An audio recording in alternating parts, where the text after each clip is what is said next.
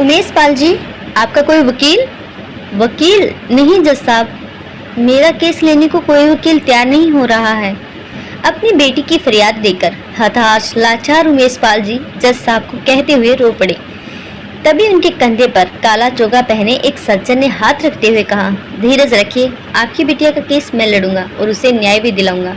उमेश पाल एक व्यवसायी थे। उनके पिता अमीलाल जी की कपड़े की एक दुकान थी, जिसकी आमदनी से 4 सदस्यों का परिवार का गुजारा मजे से हो जाता था।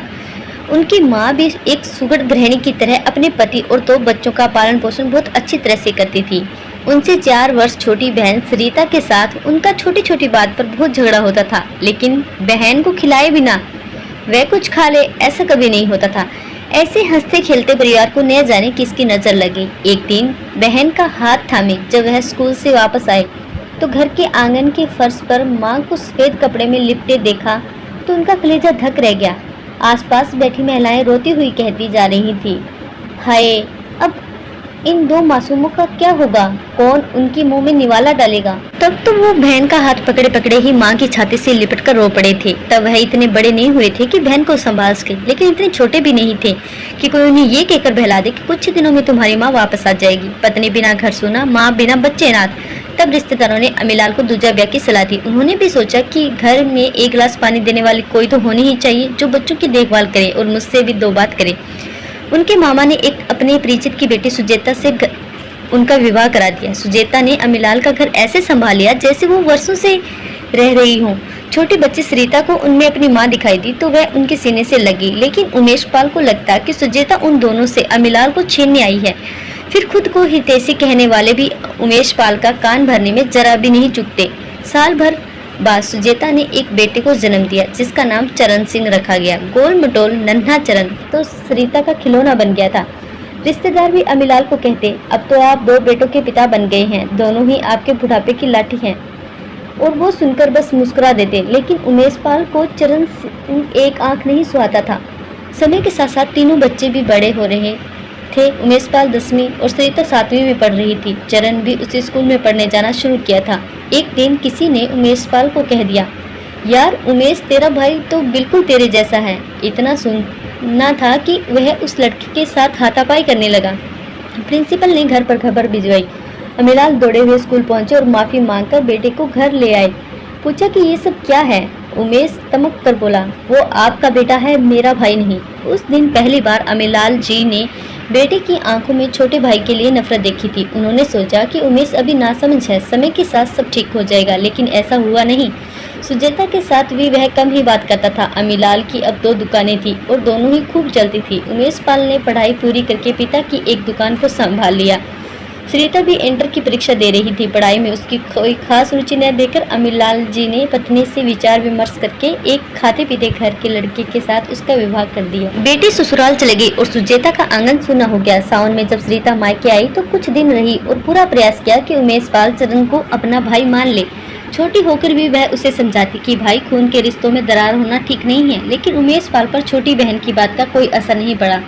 दोनों भाइयों को राखी बांधकर वो ससुराल चली गई। 10वीं के बाद चरण सिंह कॉलेज की पढ़ाई के लिए शहर चला गया। वहीं पर उसने इंजीनियरिंग की पढ़ाई की और नौकरी करने लगा।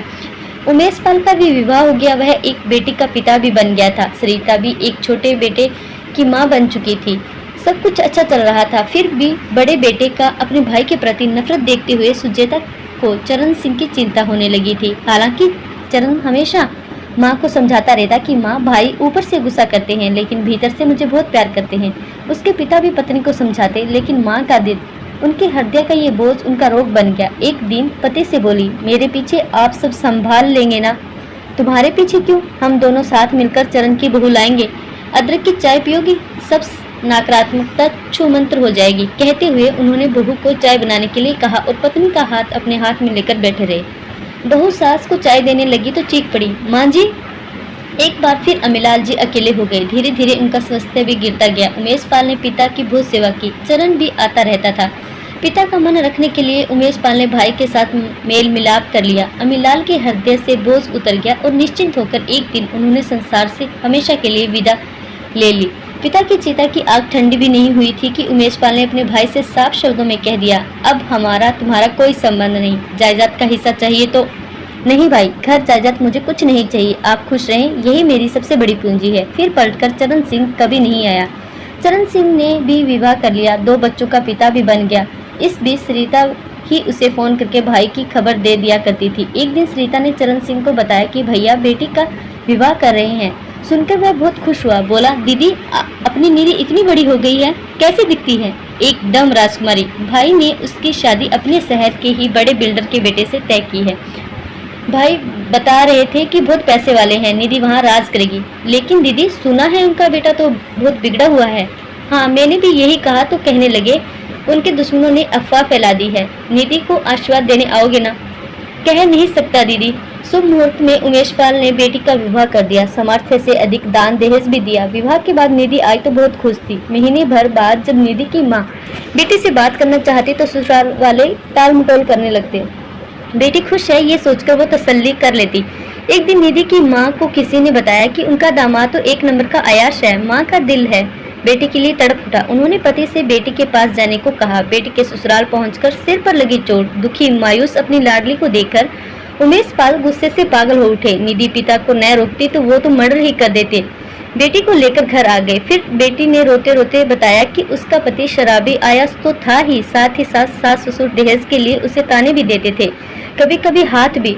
2 दिन पहले उसने शराब न पीने के लिए कहा तो पति ने उसका सर दीवार पर दे, बस कर बेटी, मैं उन कमीनों का जीना हराम कर दूंगा। उमेश पाल गुस्से से चीख पड़े और बेटी को सीने से लगाकर फूट फूट कर रोने लगे। एक अच्छा वकील देकर उन्होंने ससुराल वालों पर दहेज और घरेलू हिंसा का केस दायर कर दिया। उनका समझे भी कोई कच्चा खिलाड़ी तो था नहीं। उनका वकील पलटकर निधि पर ही लांछन लगाने लगा। 6 महीनों तक वह अदालतों के चक्कर लगाते रहे। उनके वकील ने भी हाथ जोड़ दिए। तब वह निराश होकर जज के सामने रोने लगे थे। तब एक सज्जन मसीहा बनकर उनके सामने आ खड़ा था। उमेश पाल जी के पूछने पर उसने अपना नाम महेंद्र बताया और फिर उसने उमेश पाल के वकील के रूप में अपनी उपस्थिति दर्ज करा दी। 2 महीनों तक अदालत में बहस चली, गवाह सबूत पेश किए गए और अंततः सच की जीत हुई। बिल्डर परिवार के सपुत्र को जेल भेजा गया, साथ ही आर्थिक दंड भी देना पड़ा। लगे हाथ महेंद्र ने निधि के तलाक की अर्जी भी दे दी। उमेश पाल जी महेंद्र को धन्यवाद दिए और पूछे कि आपकी फीस? जवाब में महेंद्र मुस्कुराया और हाथ से इशारा किया, वो रहा।